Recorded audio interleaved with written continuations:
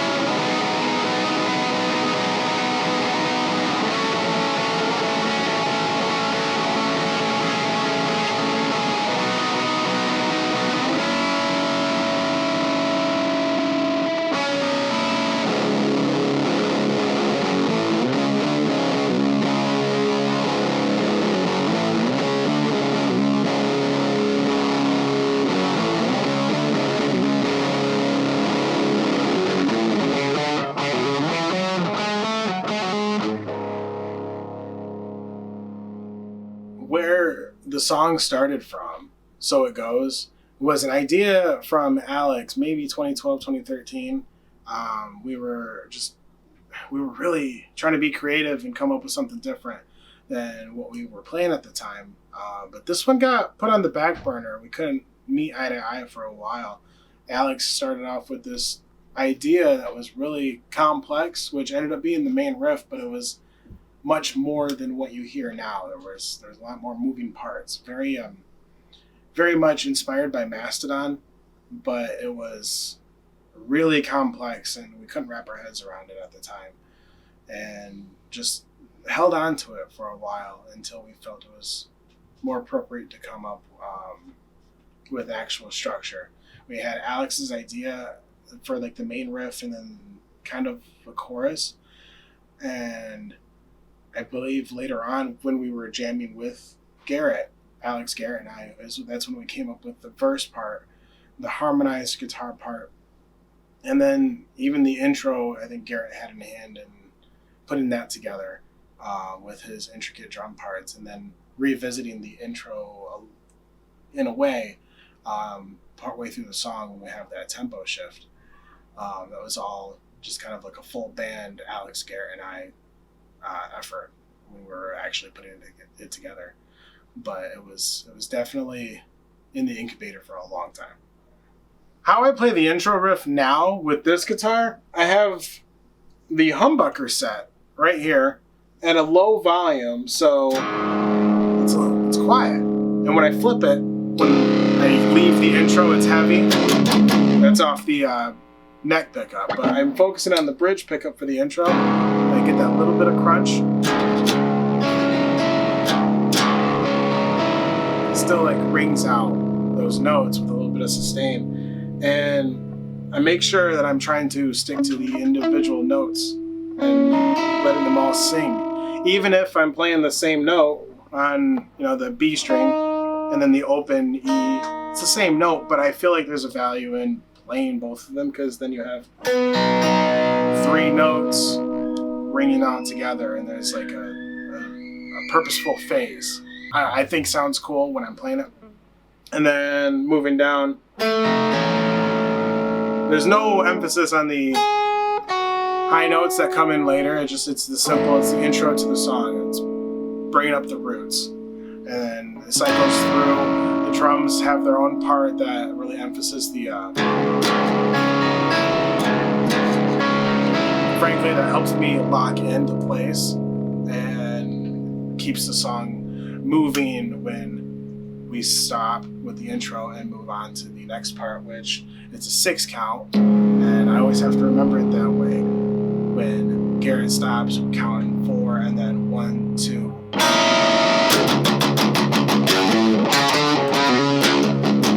That's the main riff. It used to be more complex. At this time in my life, 10 years after we started jamming this idea, I don't remember those other parts, and it's probably for the best, because I like this as it is now. It's simple, it's heavy, but it still keeps me on my toes.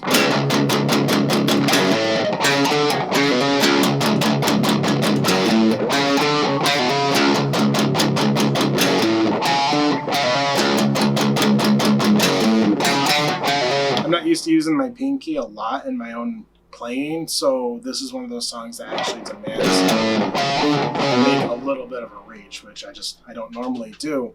Even when it comes to the harmonizing part that follows, I don't use my pinky. I go back to what's comfortable, but it still works for the song. So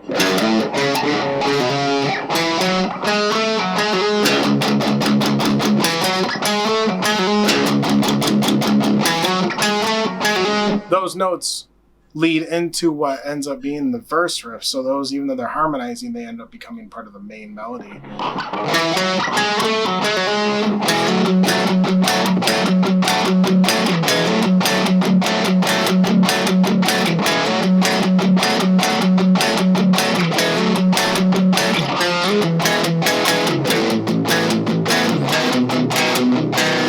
So you have the verse riff, and then sort of like the pre-chorus all packed in there. I always thought the verse, I couldn't tell you what song, but I always thought it sounded a little bit like A Sense of Purpose, In Flames era. That's the vibe that I get when I'm playing it. So it feels like that heavy pop, but metal. Like it's got that melody that really sings. The pre-chorus though, really, as soon as we hit that, I have to make sure I'm hitting those changes, because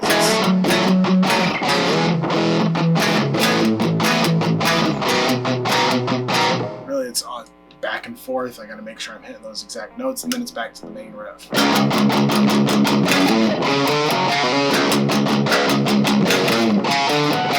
But at the end of the chorus, I do a tapping part.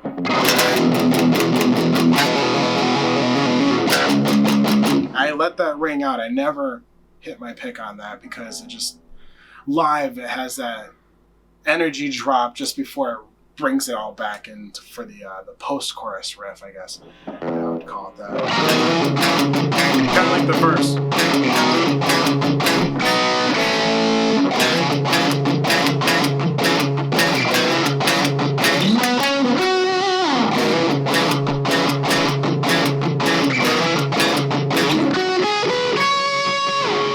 I remember in the studio recording that, I wanted to make sure it was perfect. I could not play the riff and the lead in the studio at all. And it was for the best, because I wanted to make sure every note was heard. So I would do a separate take, and on the album, I can say it's a separate take for the those lead parts because I just wanted to make sure I get it right. Live though, I am definitely hitting that. And at this point, we've practiced and we played it. It's my favorite song to play on guitar. So at this point, I'm confidently running through all of it. But it is something I have to be on top of. Let's see. After that, it's back into the verse.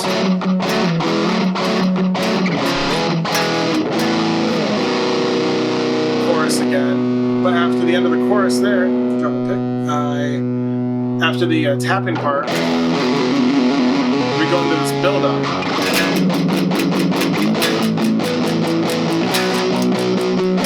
That part, it's another reach for me because I got to make sure I'm hitting that 5 on the low E and then 8 here. That's the chord. And then it's kind of that, I don't know,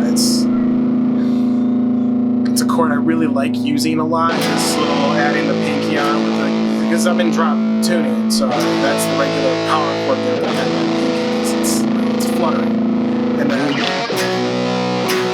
so essentially the same thing. And then back to the first riff notes. And up again. And here's where we go back to the intro notes, but in a completely different light.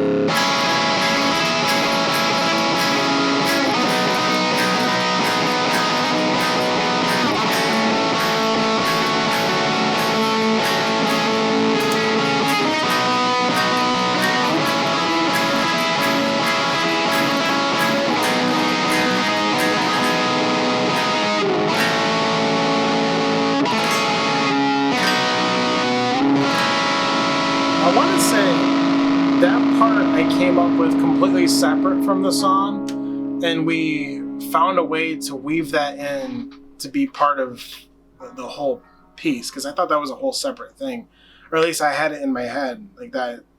Maybe it's on my old SoundCloud or something. This was one idea, and I figured we could use that and just put that right in the middle and just change it up. I truly don't remember how that came about, though. I was just messing with notes. It might have been an acoustic thing, but that's we added that in, and it was a nice tempo change as well. Real shift in the mood, I thought. After that, ending on that note, Alex carries his vocals until I play the callback, and then I play the main riff. But just straight bar chords, just heavy as I see fit.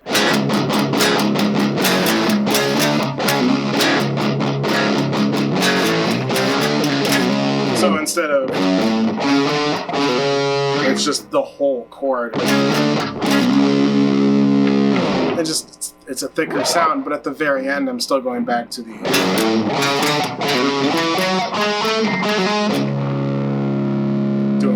main riff, harmony, and then just ending it. And that's the song, So It Goes.